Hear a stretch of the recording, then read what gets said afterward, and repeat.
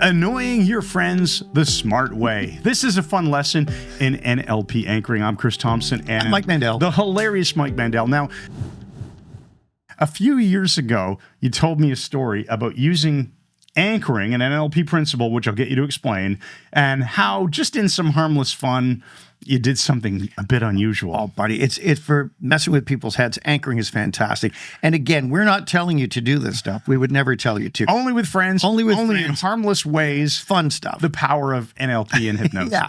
So basically, we're working with anchoring. And an anchor is any sort of stimulus that is attached to a state. So it could be something you see, something you hear, something you feel, even something you say internally.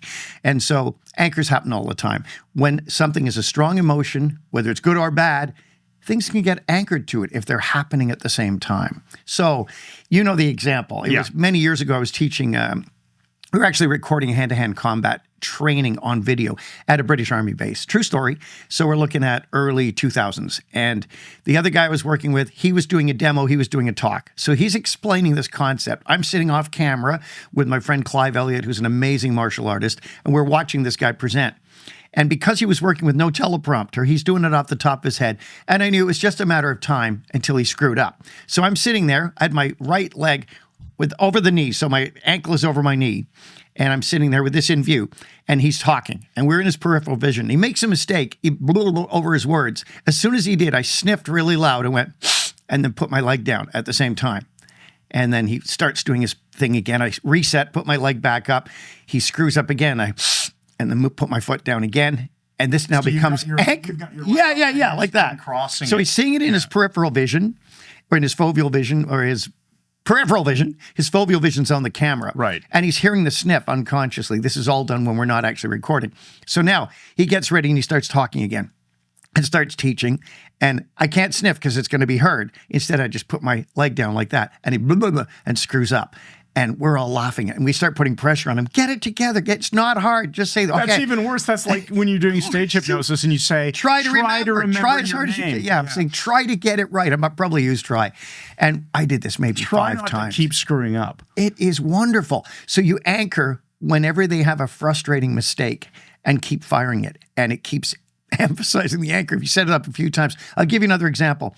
We were at a friend's house. I was with Michael C. Anthony a number of years ago. Friend say his woman, Sylvia, telling me about her vacation. We're standing in her kitchen. And I had my hands just, in front of me like this. And she forgot something. She went, we were at, and as she's trying to remember, I just put my hands on my hips like this. And anchored her forgetfulness. And then later she was talking about something else. And I think was that in New Hampshire? Can't remember. I put my hands on my hips, anchor that again. So later she's on telling some story like 40 minutes later, and I'm facing her. I put my hands on my hips, and she goes, why is it every time I talk to you, I forget what I'm talking about? I was so tempted to say that. Now, principle-wise, because you can use this therapeutically, not to just be messing around with people you know and care about and your friends, but you're essentially using the forgetfulness that's naturally happening, and you're pacing that with an anchor. Yes. And then later you're leading that. Yes. Yeah. Because the two now become connected. The position, the visual that they're getting that is tied to the frustration or the feeling of forgetting. So then when the hands go on the hips or whatever the anchor is, the person's brain says, time to forget again. All right. Fantastic. So here's your call to action. If you are watching this and you're thinking, I'd love to mess around with this, pick friends, people who won't be too upset if it works out. Which it will. Keep it funny. And let us know in the comments how it goes for you. But also you can use this in a serious way, right? You can anchor useful stuff and fire those anchors off. So there you go. If you want to use this for really good purposes. Right. So example, let's just give them that anytime someone is in a really good state, they're laughing their head off at a comedian or they just feel really positive, they just want to race or whatever it is, anchor that for them.